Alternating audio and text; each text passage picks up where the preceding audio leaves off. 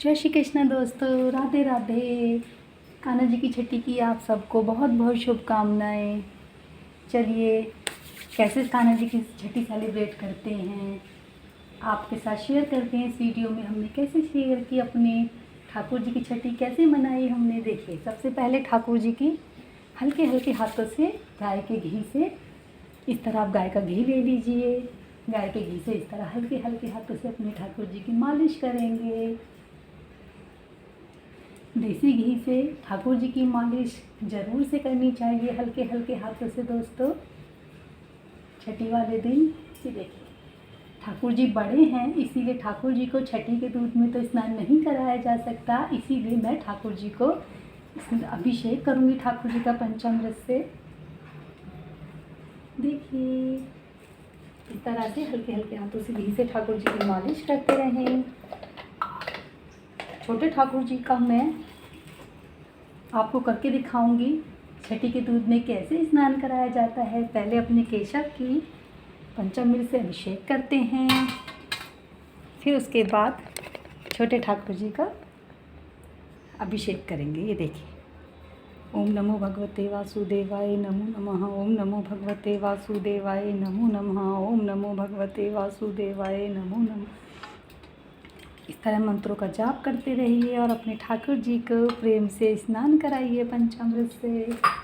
ओम नमो भगवते वासुदेवाय नमो नमः। ओम नमो भगवते वासुदेवाय नमो नमः। दोस्तों मैं आपसे एक चीज़ शेयर करना चाहती हूँ। ठाकुर जी का जो हम अभिषेक करते हैं उसमें पहले मुझे भी नहीं पता था, ठाकुर जी के अभिषेक में शक्कर लेनी है। शक्कर का मतलब शक्कर या बूरा होती है दोस्तों, चीनी नहीं होती है। पंचामृत में जब भी आप पंचामृत बनाएं तो शक्कर लाएं, शक्कर से ही अभिषेक कराएं या फिर आप बूरा ले लें। लेकिन दोस्तों चीनी नहीं लेनी चाहिए, क्योंकि चीनी मेरे ठाकुर जी को लगती है, उन्हें चुभती होगी। चीनी बहुत हार्ड होती है। अगर आपके पास समय कम है और अगर आप चीनी मार्केट से बूरा या शक्कर लाने का समय आपके पास नहीं है तो उसमें कोई दिक्कत वाली बात नहीं है। आप चीनी को मिक्सी के जार में डाल के 1 सेकंड में पीस सकते हैं। चीनी बहुत जल्दी से पिस जाती है। आप चीनी को पीस कर भी उसकी शक्कर बना सकते हैं। ये देखिए केशव का हो गया है स्नान। अब हम केशव को हल्के हल्के हाथों से पोंछेंगे ऐसे। ये देखिए दोस्तों मैं आपको इस वीडियो में ये भी बताऊंगी कि छठी क्यों मनाई जाती है, छठी की क्या पुरानी कथा है जिसकी वजह से छठी मनाई जाती है। इसी वीडियो में मैं आपको अंत में बताऊंगी। वीडियो को स्किप मत करना, पूरी देखना। आप लोग ठीक से देखते नहीं हैं और ऐसे ही छोड़ के चले जाते हैं। ये देखिए अब हम ठाकुर जी के हल्के हल्के हाथों से इत्र सेवा करेंगे। इत्र से मालिश ज़रूर करनी है। ठाकुर जी को काजल भी ज़रूर लगाना है। काजल कैसे लगाना है, काजल कैसे बनाया जाता है वो भी मैं आपको इसी वीडियो में बताऊंगी। अपने ठाकुर जी को तगड़ी और नज़रिया ज़रूर से पहनाएं, क्योंकि ये बहुत शुभ होता है। ठाकुर जी की जन्माष्टमी से छठे दिन ही छठी मनाई जाती है। छठी की उसी दिन छठी मनाई जाती है। जैसे छोटे बच्चे की छठे दिन छठी मनाई जाती है, इसी तरह ठाकुर जी की छठी मनाई जाती है। आइए अब मैं ठाकुर जी का श्रृंगार करके आपको आगे दिखाती हूँ। जय श्री कृष्ण दोस्तों, ये देखिए केशव बाबू हो गए हैं तैयार। अब आइए आते हैं कान्हा जी पे। अब मैं इस वीडियो में आपको बताऊँगी आगे कि कान्हा जी का कैसे हम छठी का स्नान कराएंगे। देखिए केशव तो बड़े हैं इसलिए नहीं करा पाए, अभिषेक कराया है, लेकिन देखिए कान्हा जी का कराते हैं हल्के हल्के हाथों से। ऐसे ही कान्हा जी की भी घी से मालिश करेंगे। अपने लल्ला की हल्के हल्के हाथों से घी की मालिश करेंगे। देखिए रात तो ये छोटे हैं इसीलिए इनकी तगड़ी और बने बनाए नहीं मिलते हैं। मैं घर मार्केट से मोती ला के बनाती हूँ। देखिए रात ही मैंने इनको तगड़ी पहना दी थी और नज़रिया। छठी पे तगड़ी और नज़रिया कान्हा जी को ज़रूर से पहनानी चाहिए। ये बहुत शुभ होती है और हमारे ठाकुर जी को नज़र ना लगे इसलिए भी होती है। देखिए ऐसे हल्के हल्के हाथों से आप घी से जब मालिश कर लेंगे उसके बाद क्या करना है, उसके बाद ठाकुर जी के लिए एक ऐसा पात्र ले लेंगे। उसमें कच्चा दूध लेना है दोस्तों, दूध कच्चा ही होना चाहिए।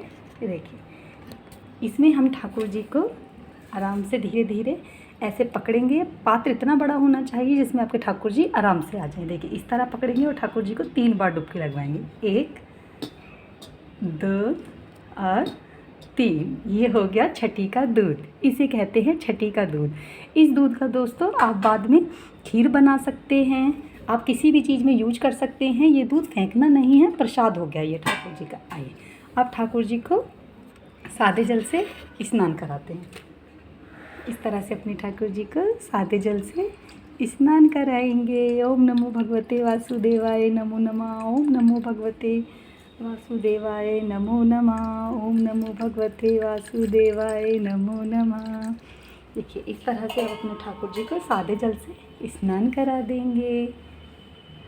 स्नान कराने के बाद ठाकुर जी को भी हल्के हल्के हाथों से ऐसे पूछेंगे। ये देखिए दोस्तों, छठी का जो ये त्यौहार मनाया जाता है छठे दिन ठाकुर जी के, इसके पीछे एक पौराणिक कथा है, वो भी मैं आपको सुनाऊंगी क्यों छठी मनाई जाती है। वीडियो को पूरा देखिएगा। ये देखिए अब हम ठाकुर जी की हल्के हल्के हाथों से इत्र सेवा करेंगे। जैसे अपने केशव की थी ऐसे ही अपने कान्हा की भी करेंगे। देखिए हल्के हल्के हाथों से इत्र सेवा करेंगे। ठाकुर जी को छठी वाले दिन नए वस्त्र पहनाए जाते हैं और पीले ही पहनाए जाते हैं। अगर आपके पास नए वस्त्र नहीं हैं तो कोई बात नहीं, आप साफ स्वच्छ वस्त्र पहना सकते हैं। कोशिश करें कि नए वस्त्र ही पहनाएं और पीले वस्त्र ही पहनाएं। ये देखिए मैंने अपने कान्हा के लिए नई ड्रेस बनाई है और पीली ड्रेस है। इस तरह से ठाकुर जी का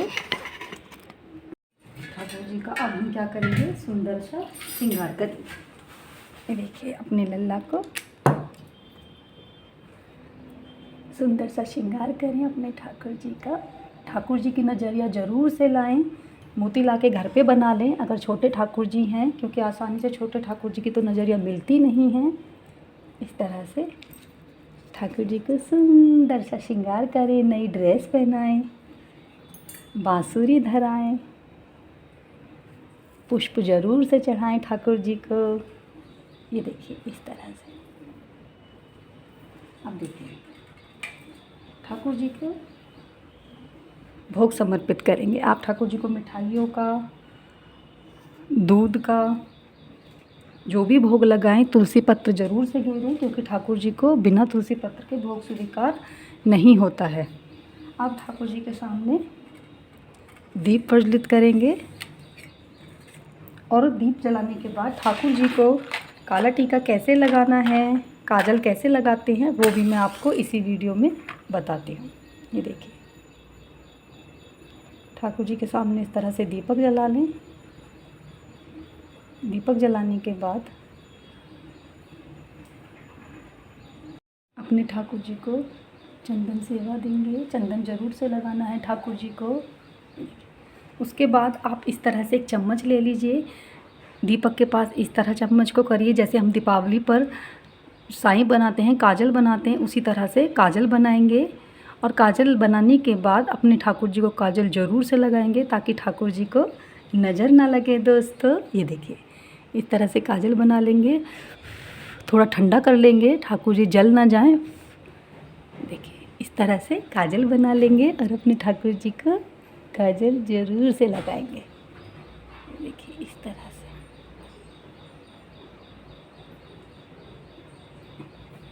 ठाकुर जी को एक टीका भी लगा देंगे ताकि मेरे लल्ला को किसी की नज़र ना लग जाए। इस तरह से करके फिर ठाकुर जी के लिए आपके पास जो भी सामर्थ्य हो दक्षिणा लेना ही है, और दक्षिणा लेकर अपने ठाकुर जी के ऊपर से वार फेर दें। वार फेर के इस तरह से ये दक्षिणा आप दान कर सकते हैं, किसी गरीब को दे सकते हैं, मंदिर में दे सकते हैं। ये हो गई हमारे ठाकुर जी की वार फेर। देखिए फिर ठाकुर जी की आरती करेंगे।